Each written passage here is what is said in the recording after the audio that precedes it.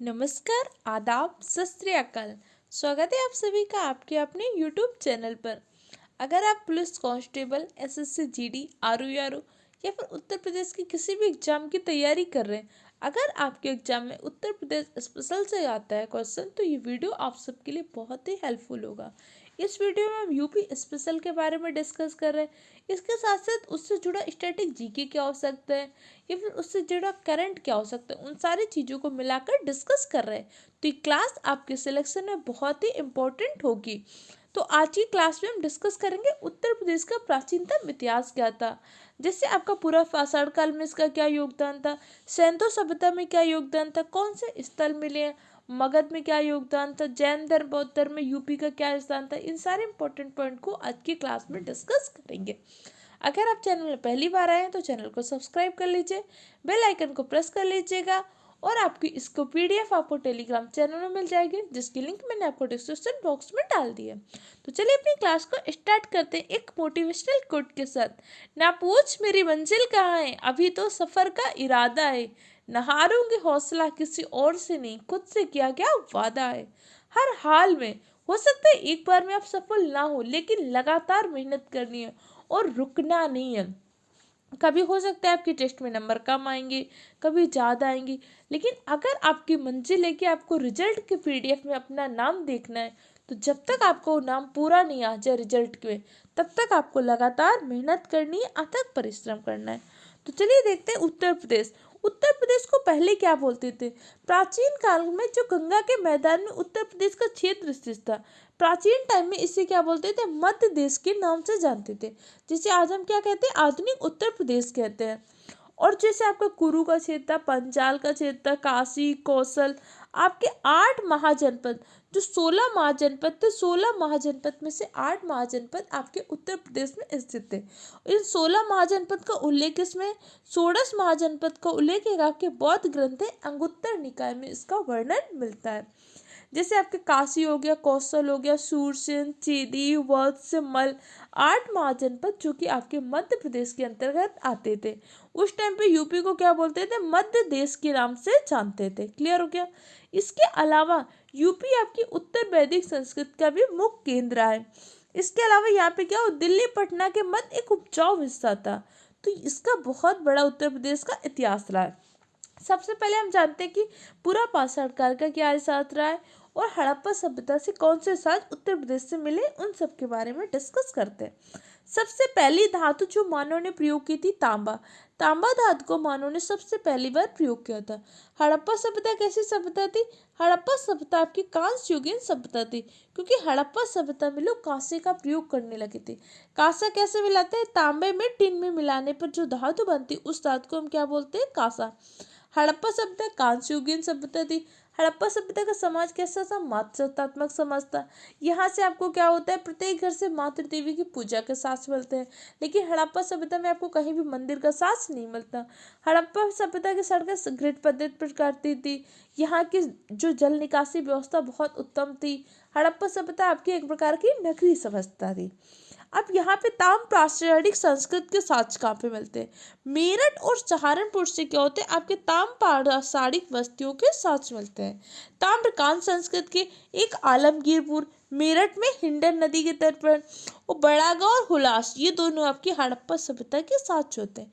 जब मैंने आपको हड़प्पा सभ्यता का विस्तार पढ़ाया था कि हड़प्पा सभ्यता का विस्तार का दैमात में, जम्मू कश्मीर में, सुत्काडोर में, आलमगीरपुर में, बलूचिस्तान में, ये विस्तार हमने हिस्ट्री के क्लास में पढ़ा था ना। तो मैंने बताया था आलमगीरपुर कहाँ पे है? आलमगीरपुर आपके मेरठ में, जो कि हिंदन नदी के तट पर स्थित है। और ये प्राचीन टाइम में इसे क्या बोलते थे? मध्य देश के नाम से, जो कि वर्तमान का क्या है? उत्तर प्रदेश है। और पूरा पाषाण काल के सभ्यता के साथ जो आपका सोनभद्र से मिलता है, प्रयागराज की बेलन घाटी से, चंदौली के चकिया से मिलता है। बेलन नदी घाटी जो पूरा स्थलों की खोज की थी, सबसे पहले खोज करने का प्रयास किसने किया था? Professor JR. शर्मा ने। इन्होंने मोहनलाल दास से एक उपकरण मिला था, एक तो पाषाण उपकरण मिला था, एक अस्थि की मूर्ति मिली थी, कि एक मतलब अस्थि से क्या बनी हुई थी? एक मूर्ति बनी हुई थी। ये उपकरण आपको क्या हुए थे? प्राप्त हुए थे। इसके अलावा जैसे आपके कुछ और साक्ष्य मिले थे, जैसे आपका पहला साक्ष्य मिला था सराय नहर से, प्रतापगढ़ में जो क्षेत्र स्थित है। यहाँ पे आपको मानव अस्थिपंजर मिले थे। 14 शवाधान मिले थे जिसमें मृतक का सिर पश्चिम दिशा की ओर था। 8 गर्त चूल्हे मिलते हैं। एक प्रतापगढ़ में मदहा था। मदहा से मानव अस्थिपंजर का, सिल लोड़े का, जिसमें चटनी नहीं पीसते उसको सिल लोड़े का साक्ष्य मिला था। गर्त चूल्हे का, समाधान का और आवास के साथ मिलते हैं। प्रयागराज के मेजा से, चौपानी बंडा से झोपड़ी और मिट्टी के बर्तन के साथ मिलते हैं। दमदमा प्रतापगढ़ का एक क्षेत्र जहां से 41 समाधान, हड्डी, सींग, आभूषण आदि के साथ मिलते हैं। इसके अलावा आपका जो मगध का क्षेत्र होता है, जो उस टाइम पे जनपद चल रहे हैं, वहां से कैसे साक्ष्य मिलते हैं? 3 आपके जो प्रमुख है, पहला आपका पांचाल, मल, कौशल, ये क्या होते हैं? 2 राजधानियों वाले महाजनपद थे। इसके अलावा कुरु का विस्तार कहाँ से था? जो आपके, जैसे मैंने आपको बताया तो कुरु था, कौशल था, पांचाल था, काशी था। 8 महाजनपद जो थे, 8 महाजनपद आपके वर्तमान यूपी के अंतर्गत थे। तो जैसे आपका कुरु, कुरु का विस्तार कहाँ पे था? मेरठ से लेकर दिल्ली तक आप कहते हैं कुरु का विस्तार। इन्होंने अपनी राजधानी किसको बनाई थी? इंद्रप्रस्थ या हस्तिनापुर को। जो आप कौरव पांडव के बारे में पढ़ते हैं ना कि कुरु वंश के थे, ये यही कुरुक्षेत्र था। कुरुक्षेत्र में आपका क्या युद्ध लड़ा गया था। तो इसका विस्तार कहाँ से कहाँ तक था? मेरठ से लेकर दिल्ली तक इसका विस्तार था। इसके अलावा कुछ और चीजें प्राप्त हुई थी, जैसे प्राचीनतम शब्द, जिससे लहुरा देव जो संत कबीर नगर यूपी का है, यहाँ से कृषि का प्राचीनतम साक्ष्य मिला था और चावल का भी प्राचीनतम साक्ष्य लहुरा देव से मिलता है। मेहरगढ़ जो कि पाकिस्तान के बलूचिस्तान में स्थित है, यहाँ से गेहूं का प्राचीनतम साक्ष्य मिलता है।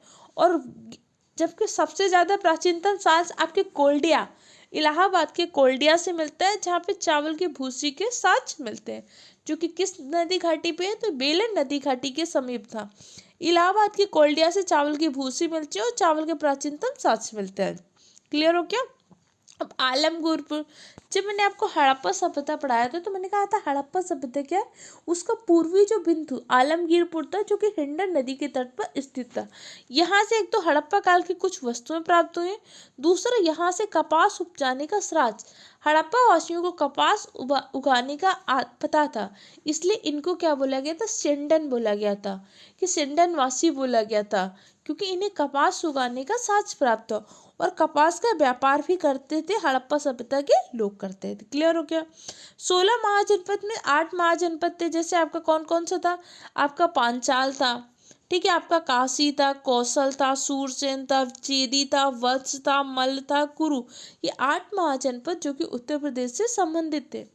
कौशल महाजनपद को वर्तमान क्षेत्र क्या? अवध क्षेत्र आपका कौशल महाजनपद है। कौशल महाजनपद का उल्लेख किस ब्राह्मण ग्रंथ में मिलता है? तो सतमत ब्राह्मण में कौशल महाजनपद का उल्लेख मिलता है। साकेत, साकेत आप कहाँ पे? वर्तमान जो आपका अयोध्या है वहां पे साकेत, जो कि श्रावस्ती जिले में स्थित है। ये क्वेश्चन आपके लिए इंपॉर्टेंट है क्योंकि अभी इस टाइम पे क्या है? अयोध्या बहुत ज्यादा चर्चा में, तो हो सकता है कि ऐसे क्वेश्चन आपसे पूछे जा सकते हैं। इसके अलावा जैसे पांचाल का विस्तार कैसा था? तो पांचाल आपका अहिचत्र और काम्पिल था।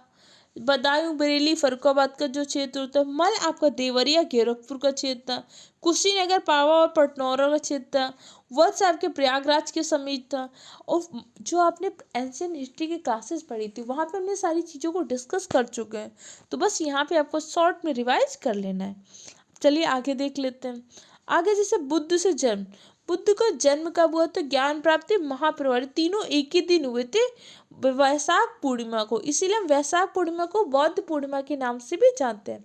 गौतम बुद्ध ने पहला उपदेश कहाँ पे दिया था? गौतम बुद्ध ने अपना पहला उपदेश दिया था सारनाथ में, लेकिन इन्होंने सर्वाधिक उपदेश कहाँ पे दिए? सर्वाधिक उपदेश दिए श्रावस्ती में। और जो मैंने आपको पढ़ाया था अभी यूपी की जनगणना, तो मैंने आपको बताया ना सबसे कम साक्षरता कहाँ पे है? सबसे कम साक्षरता है आपके श्रावस्ती में। सबसे कम महिला साक्षरता कहाँ पे है? श्रावस्ती में। सबसे कम पुरुष साक्षरता कहाँ पे है? श्रावस्ती में। सबसे अधिक महिला साक्षरता कहाँ है? सर्वाधिक महिला साक्षरता है आपके कानपुर में। इस पॉइंट को ध्यान रखिएगा। इसके अलावा गौतम बुद्ध की जो गृह त्याग की घटना थी उसको क्या बोलते हैं? महाविनिष्क्रमण। इनकी जो गृह त्याग की घटना थी